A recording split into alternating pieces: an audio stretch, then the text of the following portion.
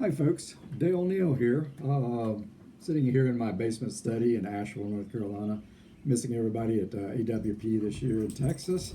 But I just love this idea of online readings and such. I wanted to share a little bit from my new novel, Appalachian Book of the Dead, from SFK Press, a new rising independent southern publisher out of Atlanta, Georgia. My publisher asked me how we were going to sell, how we describe Appalachian Book of the Dead. I consider it my Southern Buddhist thriller, sort of like Cormac McCarthy meets the Dalai Lama. It's more about some escape killers in the woods. It starts with, but one of them's found, one of them's not, but the fear in that particular community, that fictional community of Yona, North Carolina, and the effect on the residents there. There's one character in particular, Ainsley Morris. She's a new arrival.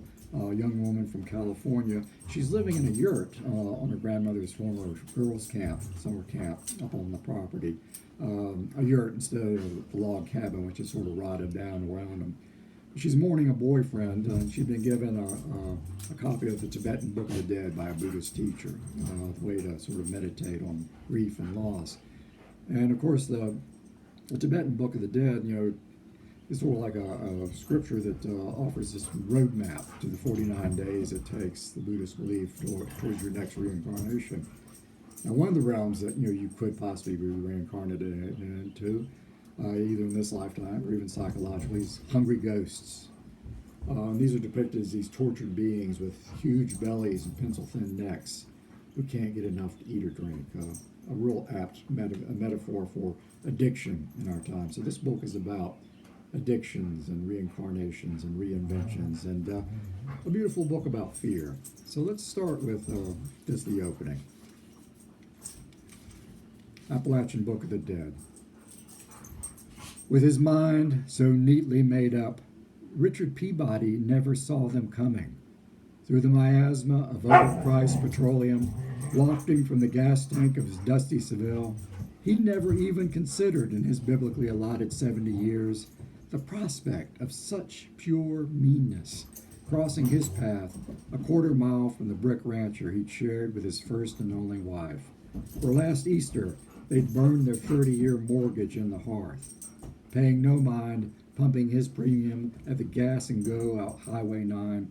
Peabody, a retired CPA, Braves fan, and Presbyterian vestryman, sniffed for his favorite vice from the boiled peanut stand at the parking lot's crumbled edge. Steam from the cast iron kettle rose against the curtain of kudzu that choked the scrub woods. The summer's hatch of insects screamed in the imprisoned shade. Too late, he heard, "Mister, can I ask you something?" "What?" Peabody could smell him before he saw him, the lanky youth in the orange jumpsuit, reeking of work crew sweat. No, he didn't think so. No good came from talking to strangers, young ones at that, who always asked Peabody to buy them beer. He never saw the second one, only felt the blow from behind.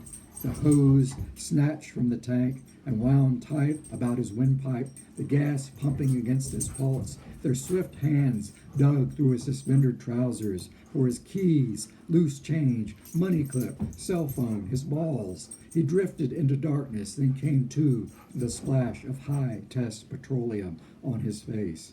"Tell me, mister, you smoke?"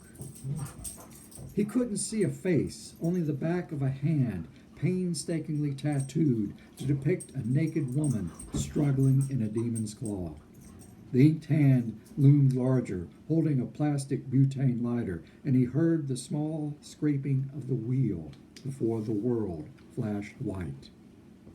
At a station too cheap for security cameras, the sole witness was the black man in the peanut shack, half blind with glaucoma, who saw the fatal flash, a fire juggling arms and legs as the Seville fishtailed from the parking lot, where what little was left of Richard Peabody lay incinerated. So, Appalachian Book of the Dead, SFK Press from Atlanta. You can get it online or check out your favorite bookstore. We'll see you soon. I'm Dale Neal. Take care.